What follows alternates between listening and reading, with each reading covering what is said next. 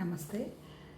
భగవతత్వం ఈ ఉపనిషత్తుల సారాన్ని అర్థం చేసుకొని ఏదో మళ్ళీ మననం చేసుకునేటువంటి అవకాశం ఆ భగవతత్వం, ఆ నిర్వికల్పమైనటువంటి పరమాత్మతత్వం, జ్ఞానస్థితి అందజేసినందుకు కృతజ్ఞతలు చెప్పుకుంటూ, ఇప్పుడు మనం చాలాసార్లు చెప్పుకున్నాం. ఫస్ట్ ఈశావాస్యోపనిషత్తు మొదలుపెట్టినప్పుడే అసలు ఉపనిషత్తు అంటే ఏంటి, వేదం అంటే ఎన్ని ఉపనిషత్తులు ఉన్నాయి, ఉపనిషత్తులు ఏం చెప్పటం జరిగింది అనేటువంటి విషయాన్ని మాట్లాడుకున్నాం. దాని మొత్తం టోటల్గా 1108 ఉపనిషత్తుల్లో 108 ఉపనిషత్తులు ముఖ్యమైనవి అయితే 10 ఉపనిషత్తులకు మహానుభావులు, ముఖ్యంగా శంకరాచార్య గారు భాష్యం రాస్తే అద్భుతంగా ఆ ఉపనిషత్తులకు అందరికీ అర్థమవ్వడం జరిగింది. ఎప్పుడు నేను ఆశ్చర్యపోయే విషయం ఏంటంటే, అసలు కళ్ళనీళ్ళు వచ్చేంత విషయం ఏంటంటే, కొన్ని వందల వేల సంవత్సరాల నాడు స్క్రిప్ట్ లేదు. శంకరాచార్య గారు రాసేటప్పటికి కూడా అంటే స్క్రిప్ట్ వచ్చింది ఎప్పుడు 15వ శతాబ్దంలో ముద్రణ యంత్రాలు వచ్చినట్టున్నాయి. కానీ ఇప్పుడు ఈ మహానుభావుడు ఈ పుస్తకాలు మనకి చెప్పడం జరిగింది ఇప్పుడు 8వ శతాబ్దంలో. అప్పటికి ఏమీ లేదంటే ఏంటి, చిన్న చిన్న తాళపత్ర వాటి వీటిలోనో లేకపోతే గురు శిష్యులకు పరంపరకో బోధించిందో తప్ప అక్కడ పెద్దగా ఏం పుస్తకాలు లేవు. ఆ తర్వాత ఎప్పుడైతే ప్రింటింగ్ వచ్చిందో ఆ మహానుభావులు అర్థం చేసుకున్నవి అందరూ ఆ సిద్ధాంతం పోకుండా తర్వాత వచ్చినటువంటి పరంపరలో ఎన్ని వేల మంది వచ్చారో అంతే కదా, వాళ్ళందరూ రాయడం జరిగింది. ఎవరు రాసినా ఇప్పటి వరకు కూడా మన పుట్టుకేంటి, మన మరణం ఏంటి, మనం అసలు ఎక్కడి నుంచి వచ్చాము, ఎవరు తయారు చేశారు అనే దానికి సైంటిఫిక్గా ప్రూఫ్ లేదు. సైంటిఫిక్గా ప్రూఫ్ ఉంటే కదా మనం నమ్ముతాము. కానీ స్పిరిచువాలిటీకి సైన్స్కి తేడా ఏంటంటే, ఆ సైన్స్లో ఏంటంటే దాన్ని ఏమంటారు, ప్రూఫ్ ఉంది అంతే కదా. ఆటోఫాగీ చెప్పారు. ఆటోఫాగీ ఎప్పుడు చెప్పారు మనకి, కొన్ని వేల సంవత్సరాల నాడే ఏకాదశి ఉపవాసం ఉందని 36 గంటలు ఉపవాసం చేసి పొద్దున్నే 9ంటికి కనుక బ్రేక్ చేయకపోతే ప్రాబ్లం వస్తుంది అని దాని ద్వాదశ పారాయణం చెప్పారు.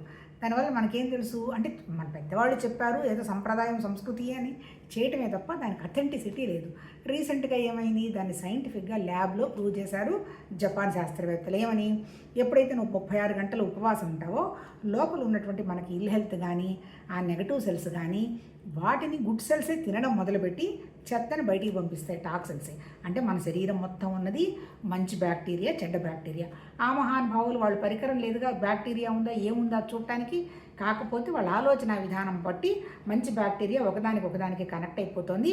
నీకు నెగటివ్ ఆలోచనలు చేసినప్పుడు అది నీ శరీరం మీద పడి అనారోగ్యం వస్తుంది అనేటువంటి విషయాన్ని ఆ మహానుభావులు గ్రహించారు. ఈరోజు కూడా మా బాబు ఏదో అన్నాడు, అంటే ఒకళ్ళకి ఏదన్నా వస్తే ఆటోమేటిక్గా ఇంట్లో అందరికీ అదే వచ్చే అవకాశాలు ఉన్నాయి. అంటే ఏంటి, మొత్తం మన ఋషులు చెప్పింది కూడా అదే, ఒకే ఒక దాంట్లో నుంచి. తర్వాత వీళ్ళు ఏమన్నారు, ఏక కణాలు అన్నారు. కానీ మన వాళ్ళు చెప్పినటువంటి స్పిరిచువాలిటీలో కణాలని కణుడు అనేటువంటి ఒక శాస్త్రవేత్త కూడా ఉన్నాడు. కాకపోతే ప్రూఫ్ లేదు కదా. అంటే ఒకే ఒక దాంట్లో నుంచి కంటికి కనపడుతున్నదంతా వచ్చింది అనేటువంటి విషయాన్ని వాళ్ళు చెప్పారు. ఇప్పుడు నేను ఇక్కడ చెప్పదలుచుకున్నది ఏంటంటే, సైంటిఫిక్ ప్రూఫ్ ఉన్నా లేకపోయినా వాళ్ళు ఎప్పుడో చెప్పారు, వాళ్ళ అనుభవంలోకి తెచ్చుకున్నారు. మనము కొద్దో గొప్ప అనుభవంలోకి తెచ్చుకుంటే దాన్ని మనం డెఫినెట్గా అనుభూతి చెందగలం. ఇప్పుడు ఏంటి, మొత్తం 10 ఉపనిషత్తుల్లో మొట్టమొదటిది ఏంటి, ఈశ అయిపోయింది. రెండోది వచ్చేమో కేనోపనిషత్తు అయిపోయింది. మూడోది వచ్చి ప్రశ్నోపనిషత్తు అయిపోయింది. ఇప్పుడు 4వది కఠోపనిషత్తు చెప్తున్నాం. అన్ని ఉపనిషత్తుల్లో ఉన్నటువంటి సిద్ధాంతం మాత్రం ఒకటే. కాకపోతే ఆ మహానుభావుల మేధా సంపత్తి కొంతమంది ఆలోచన మీద ఎక్కువ ఫోకస్ చేసి చెప్పడం జరిగితే, కొంతమంది ప్రాణం మీద ఎక్కువ ఫోకస్ చేసి చెప్పగలిగితే, కొంతమంది సెన్స్ ఆర్గన్స్ని విషయాలని ఎలా నువ్వు కంట్రోల్ పెట్టుకోవాలో చెప్పడం జరిగింది. ఇప్పుడు ఈ కఠోపనిషత్తులో మొత్తం ఎన్ని మంత్రాలు ఉన్నాయి, 119 మంత్రాలు ఉన్నాయి. ఈ 119 మంత్రాల్లో మొత్తం ఇందులో 6 చాప్టర్లుగా చెప్పారు. మొట్టమొదటి చాప్టర్ మనం ఆల్రెడీ మాట్లాడుకున్నాం. ఏంటి, ఆయన నచికేతుడు అన్నీ నాకు ఏమీ వద్దు భౌతికంగా, ఒక్క సత్యమే తెలియాలి, మరణం తర్వాత ఏమవుతుంది అనేటువంటి విషయాన్ని అడిగినప్పుడు యముడు సంతృప్తిపడి, ఇదిగో నాయన నువ్వు ఆల్రెడీ ఆ స్థితికి వచ్చేసావు, ఈ భౌతికం ఏది నేను ఇబ్బంది పెట్టడం లేదు కాబట్టి చెప్తాను, అర్థం చేసుకోమని విషయం చెబుతూ ఏం చెప్పాడు, 2వ చాప్టర్లో సమత్వంగా జీవించడం గురించి చెప్పాడు. దాని పేరేంది ఒక్కసారి చూద్దాం. నిన్న మనం మాట్లాడుకున్నది సదసద్విచారణతో జీవించు. సదసద్విచారణతో జీవించడం అంటే నీకు మంచిదేంటి, నీకు ఇష్టమైంది ఏంటి. మంచిది ఎప్పుడు నీకు ఇష్టంగా ఏం ఉండదు, అయినా సరే నువ్వు మంచిదాంతో వెళ్ళగలగాలి. ఎప్పుడు నువ్వు మంచిదాన్ని అయితే ఆప్ చేసుకుంటావో ఈ భౌతికంగా ఉన్నవన్నీ కూడా తాత్కాలికం, వీటికంత విలువ ఇవ్వలేదు అనేటువంటి విషయాన్ని నువ్వు గ్రహించినప్పుడు నీ దగ్గరే, నీ గుహ్యంలోనే ఉన్నటువంటి దాని అంగుష్ట ప్రమాణంగా ఉన్నటువంటి జ్ఞాన స్థితిని నువ్వు అబ్జర్వ్ చేసుకొని ఆ స్థితిలో నువ్వు ఉండగలుగుతావు అనేటువంటి విషయాన్ని మనకి నిన్న 2వ చాప్టర్లో చెప్పాడు. ఇప్పుడు 3వది ఏంటి, దాన్ని నువ్వు ఇంకా గ్రహించాలంటే నువ్వేం చేయాలి, జాగృతి చెందు అన్నాడు. జాగృతి చెందంటే ఇప్పుడు నిద్రపోతున్నాము, రాత్రిపూట నిద్రావస్థ మనకేం తెలియదు, కలలు కంటున్నాము, జస్ట్ ఆలోచనలు ఏదో జరిగిపోతున్నా ఎప్పుడూ తెలియదు. నిద్ర లేచిన తర్వాత మాత్రం ఏం జరుగుతుందో మనకు తెలుస్తుంది. ఇప్పుడు ఈ 3వ చాప్టర్కి ఏం పేరు పెట్టాడు ఆ మహానుభావుడు? జాగృతి చెందు అన్నాడు. నిజంగా జాగృతి చెందేది ఏదబ్బా? ఆ విషయాన్ని వండర్ఫుల్గా ఇందులో చెప్తాడు. ఒక్కసారి చూద్దాం. ఇందులో ఏం చెప్పాడు? కర్మల ఫలాలకు సంబంధించిన విషయాలను నువ్వు కూరుకున్నంత మాత్రాన పరమాత్మతత్వం ఏమీ నీకు అర్థం కాదు. కాకపోతే అవి నువ్వు చెయ్యకపోతే నీకు మనశ్శాంతి ఉండదు. ఆ విషయాన్ని గురించి 3 వరాలు ఇచ్చిన దాంట్లో మొదటి వరం ఏం కోరుకున్నాడు? నచికేతుడు మా నాన్నకి నేను ప్రేమగా నన్ను చూడాలి అన్నాడు. అంటే ఇల్లు శాంతిగా ఉండాలని కోరుకున్నాడు. రెండోది ఏం కోరుకున్నాడు? స్వర్గం ఉందంటున్నారు కదా, దాన్ని కనుక్కోవాలంటే ఏంటి యజ్ఞం అడిగాడు. అంటే ఏంటి? మన ఎదురుగా ఉన్నటువంటి మన ప్రపంచం కూడా సంతృప్తిగా ఉన్నప్పుడు మాత్రమే మనం శాంతిగా ఉంటామని రెండోది కోరుకున్నాడు. దాన్నే ఏమన్నాడు? పంచాగ్ని విద్య అని ఏదో ఇందులో చెప్తున్నాడు. ఎప్పుడైతే మన ఋషులు కూడా మన కొన్ని కుటుంబాల్లో కూడా పంచాగ్ని విద్య అంటే అందరికీ తెలిసిన గార్హ్యము ఏదో రాస్తున్నాడు. ఇక్కడ 5 విద్యల్లో వచ్చి దక్షిణాగ్ని, సభ్య, అవసధ్యం అంటే 5 అగ్నులను ఉపాసించిన వారు గార్హ్యపత్యం, ఆహ్వనీయం, దక్షిణాగ్ని, సభ్య, అవసధ్య అని 5 అగ్నులు అని చెప్పాడు. ఈ 5 అగ్నులు 3 సార్లు చేసినప్పుడు, నచికేత యజ్ఞం చేసినప్పుడు కొంచెం విషయం తెలుస్తుందన్నాడు. కాకపోతే మనకిష్టమైంది అద్వైతం. మనకు అద్వైత సిద్ధాంతం మాత్రం చాలా ఇష్టం. ఎందుకు? అద్వైతం అంటే ఏంటి? రెండోది ఏమీ లేదు. రెండోది కూడా నా ఒకటి దాంట్లో నుంచే వచ్చింది. ఉన్నది ఒకే ఒక భగవత్ తత్వజ్ఞానం, దివ్యమైన చైతన్యం, అది నాతో ఉంది, సర్వత్రా ఉన్నది అనేటువంటి విషయాన్ని మాత్రం మనకి చాలా ఇష్టం. దాన్ని ఇప్పుడు మనం ఇది ఎలా అవగాహన చేసుకుందామో చెప్తాం. ఇప్పుడు నిజం చెప్పాలంటేనబ్బా, మహానుభావులు ఋషులు వాళ్ళు పరిశోధించి చింతించి ఏం చేశారు? వాళ్ళు గ్రహించింది కూడా ఒక శరీరం, ఒక ప్రాణం, ఒక మనసు ఉంది. ఈ 3 స్థితులు దాటినటువంటి ఒక స్థితి కూడా ఉన్నది. నిద్రపోతున్నప్పుడు అది మనతో ఉన్నది కాబట్టి తెల్లవారు నిద్ర లేచిన తర్వాత అది ఉన్నది అనేటువంటి విషయం మనకు అవగాహన పొందుతున్నది. కానీ దాన్ని నిద్రపోతున్నప్పుడు ఉన్నది అనేటువంటి విషయాన్ని మనం ఎలా చూస్తాము? అందుకని చూడలేము. నిద్రలో ఉంటాం కాబట్టి దాన్ని గ్రహించలేము. శబ్దం లేదు కాబట్టి లేదు, రూపం లేదు కాబట్టి మనం చూడలేము. అంటే ఈ మహానుభావులు యునానిమస్గా వేదాలు, ఉపనిషత్తుల ఋషులు, తర్వాత వచ్చినటువంటి మహానుభావులు యోగ వాసిష్టం చెప్పినటువంటి వశిష్ఠుడు కానీ, ఆ తర్వాత ఇంకా పంచదశ రాసినటువంటి విద్యారణ్య స్వామివారు కానీ, అన్నో భాష్యాలు రాసిన అందరూ కూడా ఈ సిద్ధాంతాన్ని డివేట్ కాల. నీ దగ్గర ఉన్నటువంటి నీ ప్రాణం, నీ మనసు, నీ శరీరం, నీ ఇంద్రియాల కంట్రోలు, విషయ వాసనలు లేకుండా నీ బుద్ధికి తెలివితేటలు కనుక నువ్వు తెచ్చుకున్నావు అంటే దాన్నే ఇవల్యూషన్ ఆఫ్ కాన్షియస్నెస్ అన్నారు. ఎప్పుడైతే నీ బుద్ధి ఇవాల్వ్ అయిందో సత్యం ఏంటి, అసత్యం ఏంటి అనేటువంటి విషయం నీకే గ్రహిస్తుంది. ఇదిగో ఇది ఇలా ఉంది, సత్యం అలా ఉందని ఎవరు ఇక్కడ చెప్పేవాళ్ళు లేరు. నువ్వు నీ భౌతికాన్ని కాస్త ఆపేసి దానికి విలువ ఇవ్వకుండా నువ్వు విషయాన్ని గ్రహించుకొని చెప్పాడు. నిజం చెప్పాలంటే భగవద్గీతలో కూడా అదే చెప్పాడు. నాయన అర్జున, నీ విషాదానికి కారణం నాది అనేది ఇక్కడ నీదంటూ ఏమీ లేదు. అందుకని ఈ నాది అనేటువంటి స్వభావాన్ని వదిలిపారేసావంటే నువ్వు ఉండేది మోక్ష స్థితిలో ఉంటావు. అదే సన్యాసం నాయన, అంతకంటే ఏం లేదు.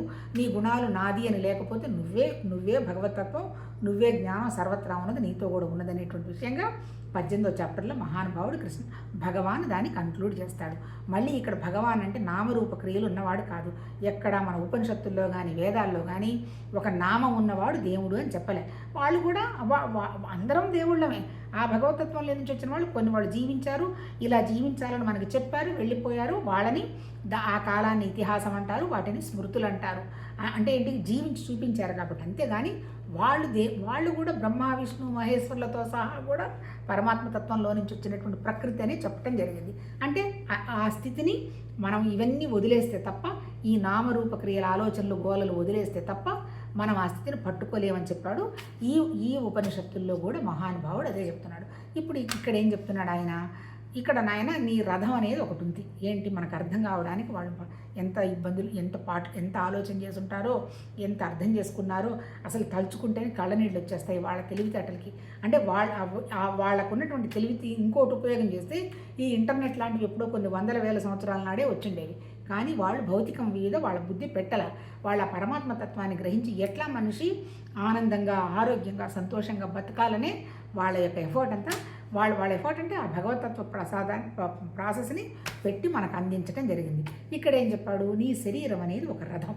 ఈ రథంలో ఎవరు కూర్చునున్నాడు, రథసారథున్నాడు.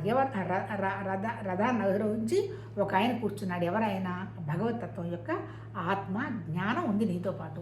ఇప్పుడు ఈ జ్ఞానం తర్వాత ఇంకేముంది నీకు, నీ దగ్గర ఒక డిస్క్రిమినేటివ్ పవర్ ఉంది, బుద్ధి ఉంది, నీ మనసు ఉంది. ఈ మనసు ఏం చేసింది, 5 ఇంద్రియాలని కళ్యాలాగా పట్టుకుంది. 4 గుర్రాలు ఉంటాయి, 5 కళ్యాలు ఉంటాయి. మీరు భగవద్గీతలో కూడా చూడండి. అంటే అర్థం ఏంటి, ఆ పట్టుకున్న ఎవడు, మనసు పట్టుకున్నది. ఈ మనసు గనక శక్తి ఉంటే ఈ గుర్రాలు పిచ్చి పిచ్చిగా పరిగెత్తవు. కూర్చుంటే, నిలబడమంటే నిలబడితే, లేదా ఒకటి బీకితే ఊరుకుంటాయి. ఇప్పుడు ఈ మనసుకి ఆ గుర్రాలను పట్టుకునే శక్తి లేదనుకో, అవి విచ్చలవిడిగా పరిగెడతాయి. ఏంటవి, 5 జ్ఞానేంద్రియాలు ఉన్నాయి.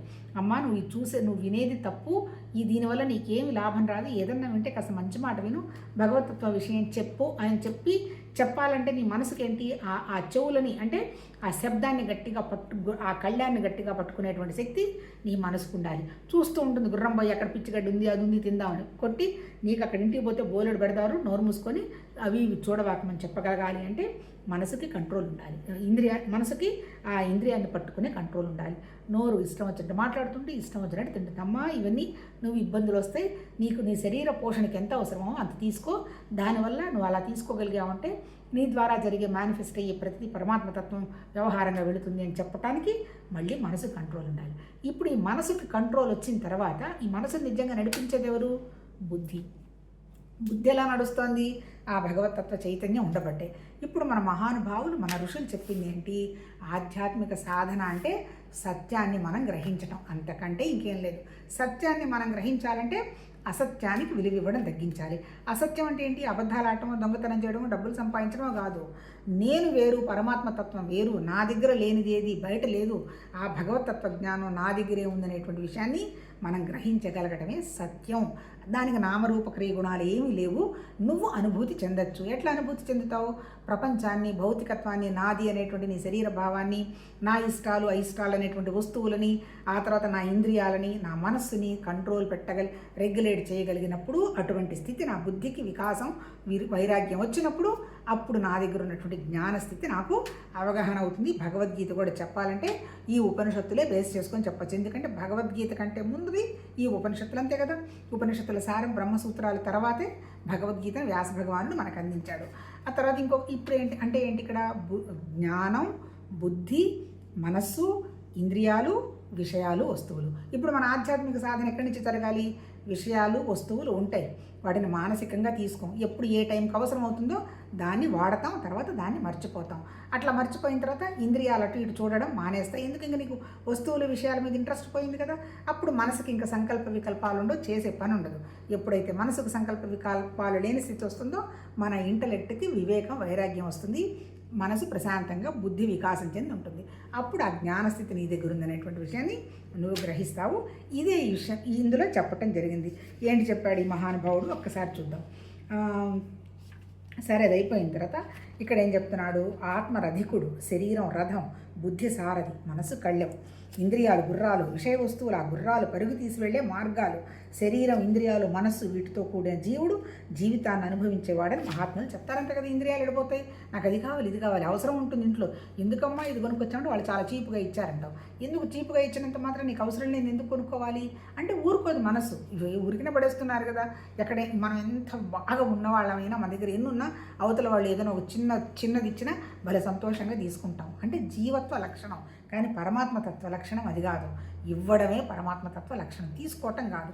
అందుకే పాపం ఆయన ఎవరు, మన అలాంటి మహానుభావులు ఈ దేశంలో జీవించారబ్బా. మన అబుల్ కలాము, నీకు ఏదంటే ఇష్టం అంటే నాకు ఏదైనా ఇవ్వడం చాలా ఇష్టం అంటాడు. ఇవ్వడం అంటే వస్తువులే కాదు. ఆ మహానుభావుడు ప్రెసిడెంట్గా రాష్ట్రపతి భవనం వదిలిపెట్టి వెళ్ళేటప్పుడు ఒక చిన్న సూట్ కేసుతో వెళ్ళాడట. అంటే ఆయనకు 2 ఇడ్లీ అంత కాఫీనో ఏదో ఉంటే సరిపోదు. మరి ఇవ్వడం అంటే ఏంటి, ఆయన దగ్గర ఉన్నటువంటి జ్ఞానాన్ని మహానుభావులకు వదిలి వెళ్ళాడు. ఆయన నిజం చెప్పాలంటే కళ్ళ నీళ్ళు వస్తాయి. స్పీచ్ ఇస్తున్నప్పుడే ప్రాణాన్ని వదిలేశాడు. అద్భుతమైన జన్మలు. అంటే మన ముందు జీవించారు అలాంటి వాళ్ళు. అంటే ఇప్పుడు మనం చేయాల్సింది కూడా ఏంటి, మన జ్ఞానాన్ని మనం ప్రపంచానికి వదిలినా వదలకపోయినా అట్లీస్ట్ మన ఎదురుగా మన చుట్టుపక్కల ఉన్న వాళ్ళకైనా మనం కాస్త రోల్ మోడల్స్గా ఉండేట్టుగా చెయ్యగలగాలి. నిజంగా మొన్నెవరో ఒక స్వామీజీ చెప్తున్నారు, ఇవాళ రేపు పిల్లలకి రోల్ మోడల్స్ లేరు. నువ్వు ఆరోగ్యం చూసుకొని, నువ్వు ఎక్సర్సైజ్ చేసి, నువ్వు మంచి విషయాలు మాట్లాడి, నువ్వు సంతోషంగా, హ్యాపీగా, కాన్ఫిడెన్స్గా ఉన్నప్పుడేగా నీ పక్కన ఉన్న నీ పిల్లలు కూడా అలా ఉంటారు. నువ్వు మాటి కొట్లాడి, ఏడుపు, మొత్తుకొని ఇదంతా చేశారనుకో, వాళ్ళు ఏం నేర్చుకుంటారు? అంటే ఇక్కడ చెప్పదలుచుకున్నది ఏంటి? మన మహానుభావులు, మన ఋషులు నీ బుద్ధి వికాసాన్ని చెందించుకో. ఎప్పుడు నువ్వు అలా ఏడ్చుకోకుండా, ముత్తుకోకుండా ఉంటావు? ఆఫ్టర్ ఆల్ ఇవన్నీ విషయాలు, వస్తువులు, వీటికంత విలువయాల్సిన అవసరం లేదు.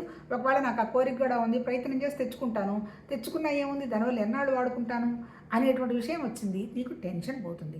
అంటే మనుషులందరి దగ్గర మనసు ఉంది, ఎవరి మనసు ప్రకారం వాళ్ళు యాక్ట్ చేస్తారు. ఒకళ్ళకొకళ్ళు మనం నేర్పించేది లేదు, ఏమీ లేదు. మనం భగవతత్వ స్థితి ఉందని కనుక మనం జీవించడం మొదలుపెట్టామంటే ఆ భగవతత్వ స్థితే మేనిఫెస్ట్ అవుతూ ఉంటుంది.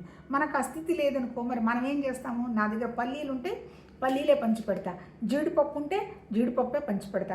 ఇప్పుడు ఈ మహానుభావులు ఏం చెప్పారు? నువ్వు జీడిపప్పు పంచిపెట్టే స్థితికి నువ్వు చేరు, అర్థం చేసుకో విషయాన్ని. జస్ట్ నడిపిస్తున్నదంతా నీ కోరికలు తీసి పడేసేయి, ఇంద్రియాలను తిప్పవాకు, మనసుని రెగ్యులేట్ చేసుకో, ఆ సంకల్ప వికల్పాలకి వెళ్ళని వాకు, బుద్ధికి కొంచెం విచక్షణ ఉపయోగించు, నీ దగ్గర ఉన్న విషయం నీకు అర్థమవుతుంది అని ఆ మహానుభావులు చెప్పారు. అవన్నీ చెప్పటం జరిగింది. ఆత్మ రధికుడు, బుద్ధి సారథి, మనసు కళ్ళెం, ఇంద్రియాలు గుర్రాలు, విషయ వస్తువులు బాట అంటే ఆ విషయ వస్తువుల విషయం కొని వెళ్ళిపోతుంటాం. ఆ మార్గంలోనే మన మనసు బుద్ధి అంతా వెళ్ళిపోతుంది. మన జ్ఞానం కూడా అక్కడే పడి ఉంటుంది. జ్ఞానానికి నామరూప క్రియలు లేవు, అదేం పలకదు పాపం, అది చూస్తూ ఉంటుంది. అలా కాకుండా కొంచెం మన మార్గాన్ని తప్పించి చిన్నగా వస్తువులు విషయాల మీద విలువ ఇవ్వకుండా, మనసుకు విలువ ఇవ్వకుండా బుద్ధి స్థితిలో ఉంటే జ్ఞానం మనకి అవగాహన అవుతుంది. వండర్ఫుల్గా చెప్పారు మహానుభావులు. ఆ తర్వాత ఇంకోటి ఏంటి చెప్పాడు కదా, ఇంద్రియాల కంటే వస్తువులు ముందు చాలా పవర్ఫుల్, అంతే కదా. మనకు కూడా అనుభవమే కదా. ఏదైనా ఒక వస్తువు కొనుక్కోవాలంటే పడుకున్నా లేచిన ఎప్పుడు వస్తుంది అని టెన్షన్ పెట్టేదాన్ని నేను కూడా. ఒకటి బుక్ చేసిన తర్వాత ఇప్పుడు వెనక్కి తిరిగి చూసుకుంటే వస్తుంది. ఎందుకంత అప్పుడు అలా అంత అమాయకంగా ఉన్నాము అని.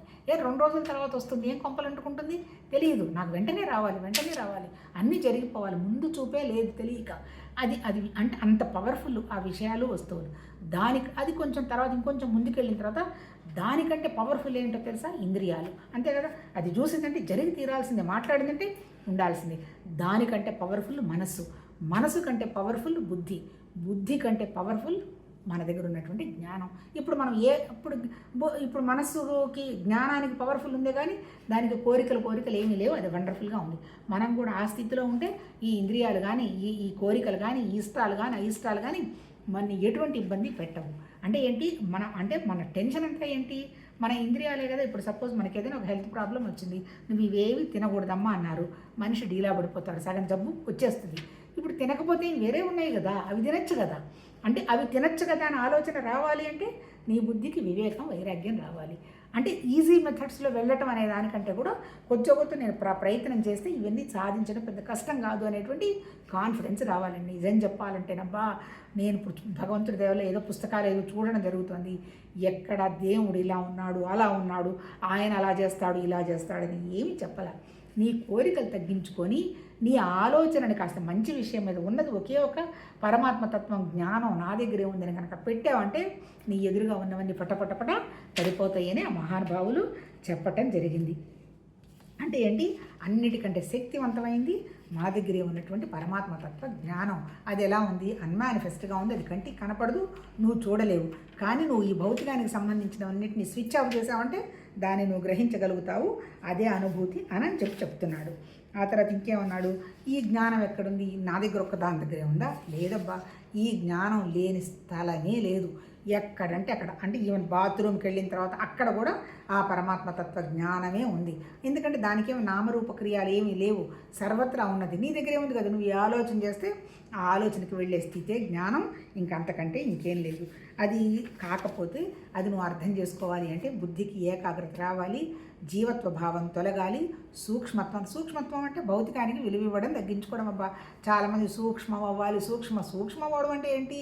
నీ దగ్గర కంటికి కనపడకుండా ఉన్నటువంటి ఆ భగవతత్వ స్థితికి నువ్వు వచ్చావంటే, నీ మనసును ఆ స్థితికి తీసుకొచ్చావంటే అదే సూక్ష్మం అవ్వడం, మళ్ళీ కొత్తగా ఏం లేదు.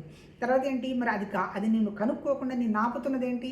ఈ ప్రపంచం, ఈ ఇంద్రియాలు, ఈ కోరికలు అవన్నీ కూడా ఒక పెద్ద తెరలాగనో పొరల్లాగనో ఏదో అంటుంటారు కదా, పొరలు తెరలు ఇవన్నీ, వాటి ద్వారా ఇవన్నీ పట్టుకొని ఉన్నాయి. ఇవన్నీ ఒకటొకటి సెలెక్ట్ కొట్టి డిలీట్ చేసుకుంటూ కనుకపోతే అప్పుడు నీ మనసు శూన్యం అయిపోయిన తర్వాత ఎటువంటి కోరికలు, సంకల్పాలు, వికల్పాల గోల దాటిన తర్వాత నీ దగ్గర ఉన్నటువంటి నీ జ్ఞానాన్ని నువ్వు అనుభూతిలోకి తెచ్చుకుంటావు. ఇప్పుడు నీ దగ్గర ఉన్నటువంటి ఏమంటారు దాన్ని, ఈ లిమిటెడ్ జ్ఞానాన్ని వ్యాపించున్నటువంటి జ్ఞానంతో కలపటమే లయం అవ్వడము, మెర్జ్ అవ్వడము, యోగము. అంతకంటే ఏం లేదబ్బా, పదాలే. అది ఎలా ఉంటుంది, నువ్వు ఎలా ఉంటుందంటే అలా ఉంటుంది, ఉన్నదంటే ఉన్నది, లేదంటే లేదు, అక్కడ ఉంది ఇక్కడ ఉంది అని చెప్పబోతున్నాడు. అంటే అది లేని స్థలం లేదండి, అంటే దానికి రూపం లేదుగా, కానీ ఉన్నదిగా. ఉండకపోతే ఇంత సృష్టి ఎలా అయిపోయింది? అది ఆ మహానుభావులు మన ఋషులు ఆలోచించింది. కాకపోతే వాళ్ళన్నీ డిలీట్ కొట్టిన తర్వాత వాళ్ళ అనుభవంలోకి తెచ్చుకోకపోతే ఇంత ధైర్యంగా వాళ్ళు చెప్పరు. అంటే నువ్వు కూడా ఆ స్థితిని అనుభవించవచ్చు ఇవన్నీ నువ్వు వదలగలిగినప్పుడు అనేటువంటి విషయంగా చెప్తున్నారు. అది ఎక్కడికో పోతేనో ఎవరో ఇస్తేనో వచ్చేది కాదు, నువ్వు వదిలించుకుంటేనే నీకు ఆ విషయం అవగాహన అవుతుంది అని ఈ మహానుభావుడు చెప్పటం జరిగింది. ఆ తర్వాత ఇంకేం చెప్తున్నాడు, మనం ఏం చేయాలి దానికి అని అడిగితే, ఇప్పుడు మన మనసులో మాట వస్తుంది. నేను మాట్లాడుతున్నాను, ఎక్కడి నుంచి వస్తుంది ఈ మాట? ఈ మాట నా మనసులో నుంచి వస్తుంది. ఇప్పుడు నా మాటను ఏం చేయాలి, నా మనసుతోటి లింకప్ చేయాలి. మనసుని ఎక్కడ లింకప్ చేయాలి? బుద్ధితో చేయాలి. బుద్ధి తీసేసిన తర్వాత భగవతత్వ జ్ఞానమే ఉందన్నట్టు చెప్తున్నాడు ఇక్కడ. ఆంతరికమైనటువంటి ఆకాంక్షల వ్యక్తి వాక్కును మనసులో లీనం కావించాలి. మెర్జింగ్ అంటారు కదా, అంటే మన మాట వచ్చేది మనసు నుంచే. అంటే భగవతత్వం మాట నేను మాట్లాడుతున్నాను అంటే ఆ భగవతత్వ స్థితిలో ఉండడానికి ప్రయత్నం చేయాలి. మళ్ళీ ఈ చిన్న భౌతికమైన విషయాలు, కొట్లాటలు, ఘర్షణలు వస్తే ఊరికి అది మాటగానే నిలబడిపోతుంది తప్ప అది అనుభవము కాదు, ఆచరణ కాదు. చాలామంది అనుకుంటారు, అందరూ చెప్తారు కానీ అనుభూతి వచ్చిందా అంటారు. అనుభూతి అంటే స్పెషల్ అనుభూతి ఏం కాదు. నువ్వు బయట వాడికి స్విచ్ కొట్టావని, డిలీట్ కొట్టావంటే నువ్వు ఉండే స్థితి అనుభూతి, అదే మెర్జింగ్. అంటే అప్పుడు నీ మాటని నీ మనసులో ఉన్న దాని ప్రకారమే నువ్వు మాట మాట్లాడి అదే నువ్వు చేసి ఉన్నావు. అంటే ఏ స్థితిలో చేయాలి? జ్ఞాన స్థితిలో. అంటే వ్యష్టిగా కాకుండా సమిష్టి స్థితిలో చేయడం జరగాలి. అంటే అది నువ్వు లయమైనటువంటి స్థితి. ఇది ఎప్పుడు వస్తుంది? మనసును జాగృతి చెందిన స్థితి బుద్ధిలో లయింప చేయాలి. బుద్ధి ఎట్లా ఉండాలి? జాగృతి చెందిన స్థితిలో అంటే వివేకం, వైరాగ్యంతో ఉండాలి. అంటే ఇప్పుడు నేనేం చేయాలి? నా మాటని, నా మనస్సుని నిర్వికల్పంగా ఉన్నటువంటి నా బుద్ధితో కనుక నేను చేయగలిగితే బుద్ధిని మహత్వం గల ఆత్మలో లీనం చేయాలి. అప్పుడు ఏమవుతుంది? బుద్ధి ఆ జ్ఞాన స్థితిలో ఉంటుందబ్బా, అంతకంటే ఇంకేం లేదు. చెప్పారు, లేవండి, కనుక్కోండి, అర్థం చేసుకోండి అని చెప్పటం జరిగింది. ఆ తర్వాత ఇంకోటి ఏంటి, ఇంద్రియాలు ఎక్కడి నుంచి వచ్చాయి? నిజం చెప్పాలంటే ఆ మహానుభావులు మన కంటికి కనపడ్డ వాటిని చూశారు. ఇంద్రియాలు ఎక్కడి నుంచి వచ్చాయి? పంచభూతాలు ఉన్నాయి. భూమి తత్వం ముక్కు, నీటి తత్వం నోరు, నోరుకు 2 ఉన్నాయి. రుచి ఉంది, జ్ఞానేంద్రియం మాట్లాడే స్థితి, కర్మేంద్రియం మాట్లాడుతుంది, రుచి చూస్తుంది. తర్వాత ఇంకోటి ఏంటి? కళ్ళు, రూపం. ఆ తర్వాత ఇంకోటి ఏంటి? స్పర్శ, చర్మం. చెవులు వచ్చేసి ఆకాశతత్వం. ఈ 5 పంచభూతాలకు అనుగుణంగానే మన దగ్గర పంచ జ్ఞానేంద్రియాలు ఉన్నాయి. వాటిని తన్మాత్రలు అంటారు. కాకపోతే ఏంటంటే పాపం అవి 2 పనులు చేయలేవు, ఒకే పని చేస్తాయి. మరి వాటిని అసలు ఆ పని, ఈ పని చెయ్యి, ఆ పని చెయ్యి అని చెప్పేది ఎవరు? మన మనసులో ఉన్నటువంటి మన ఆలోచనలు. ఎక్కడున్నాయి మన ఆలోచనలు? మన సబ్కాన్షియస్గా మనం పెట్టుకున్నటువంటి కోరికలు, జ్ఞాపకాలు. వాటికి అనుగుణంగానే సంకల్ప వికల్పాలు వస్తాయి. ఒక్కసారి మనకి వచ్చినటువంటిది మనకు పనికిరాదు, ఇది నీకు శ్రేయస్సు కలగజేయదు, నీకు ఇష్టమైన నువ్వు చేయడానికి లేదు, ఇది కష్టం అనేటువంటి విషయంగా మనసును కొంచెం దాన్ని కాస్త అర్థం చేసుకొని దానికి చిన్నగా చెప్పటం కనుక మొదలు పెడితే మనసు మనం చెప్పినట్టు మొదలు పెడుతూ ఉంటుంది. నిజం చెప్పాలంటే ఆధ్యాత్మిక సాధన అంటే ఇక్కడ కఠోపనిషత్తులో కూడా కొత్తగా ఏదో మరణం వాటి గురించి ఇక్కడ ఏం చెప్పలా. నీ దగ్గర ఏమున్నటువంటి నీ జ్ఞానస్థితిలో నువ్వు ఉండాలంటే భౌతికంగా ఉన్నటువంటి నీ ఆలోచనలు, నీ ఇష్టాలు, అయిష్టాలు, కోరికల్ని కొంచెం నువ్వు బ్యాలెన్స్ చేయగలిగినప్పుడు మనసు గడబడి లేకపోకుండా బుద్ధి కనుక వివేక వైరాగ్యం ఉంటే నీ దగ్గర ఆ స్థితి ఉందనేటువంటి విషయం నీకు అర్థమవుతుంది అన్నాడు. అంటే ఏంటి? అట్లాంటివన్నీ నువ్వు నీ ఇంద్రియాలని, నీ మనసుని, నీ కోరికల్ని ఆపగలిగినప్పుడు మనసు నిర్వికల్పంగా, నిశ్శబ్దంగా, ప్రశాంతంగా, స్వచ్ఛంగా ఉన్నప్పుడు ఓహో నా దగ్గర లేనిది ఏది కదా, ఆ భగవతత్వం ఇక్కడే ఉంది కదా, ఏం జరుగుతున్నా దాని భావంలోనే జరిగిపోతుంది కదా అనేటువంటి అవగాహన వస్తుంది అని చెప్పి చెప్పటం జరిగింది. ఇప్పుడు ఇక్కడ ఇంకేం చెప్తున్నాడు? 2 ఫలం ఉంటుంది. వాళ్ళు ఏం చెప్పినా సరే సిద్ధాంతం చెప్తారు, ఆచరణ చెప్తారు, ఫలం చెప్తారు. ఇక్కడ ఫలం ఏం చెప్తున్నాడు? ఈ ప్రాచీనమైనటువంటి విషయాన్ని జాగృతి చెందిన వ్యక్తి చెప్పటము, వినడము చేస్తే అతడు ఉన్నత లోకాల్లో ప్రశంసలు పొందుతాడంటే అర్థం ఏంటి? ఊరికి నాకు అర్థమైందని కంప్లీట్గా కూర్చోకుండా మనకి ఏదైనా తెలిసింది ఏదైనా ఉంటే ఎవరన్నా అడిగితే చెప్పటం తప్పు లేదు. అందులో కూడా పెద్ద లాజిక్ ఏం లేదబ్బా. ఒక మంచి మాట మాట్లాడుతూ ఉంటే మనం మాట్లాడబోయేటప్పుడు తెలుస్తుంది. నువ్వు ఇంత బాగా చెప్తున్నావు కదా, నువ్వేమన్నా పిసరంతా నువ్వు ఆలోచన చేస్తున్నావా లేదా, ఆచరిస్తున్నావా లేదా అని లోపల మనకే చెళ్ళును కొట్టినట్టు తెలుస్తుంది. లేదంటే విని మర్చిపోయినామనుకో దానివల్ల ఉపయోగం ఉండదు. అందుకే శ్రవణం, మననం, నిధిధ్యాస, సాక్షాత్కారం అన్నాడు. ఇప్పుడు ఇక్కడ ఏం చేస్తున్నాడు? అత్యంత గోప్యమైన ఈ ఉపనిషత్తును ప్రాజ్ఞుల సభలోనో శ్రాద్ధ సమయంలోనో పావనుడైన వ్యక్తి పఠిస్తే అది అనంతమైన ఫలాన్ని కలుగజేస్తుంది. అంటే ఏంటి, మనకి తెలిసినటువంటి ఏ మంచి మాట అయినా ఎప్పుడు మనం మననం చేసుకుంటూ ఉండాలి, మంచి ఆలోచనే చేస్తూ ఉండాలి, మంచి మాట మాట్లాడుతూ ఉండాలి, మంచి జరుగుతుంది. ఈ విషయాన్ని మహానుభావులు ఋషుల అనుభవంలోకి తెచ్చుకొని వచ్చారు. కాకపోతే జీవభావంలో ఎప్పుడూ మంచి ఆలోచించరు, ఎప్పుడు చూసినా ముందు నెగటివే చూస్తారు.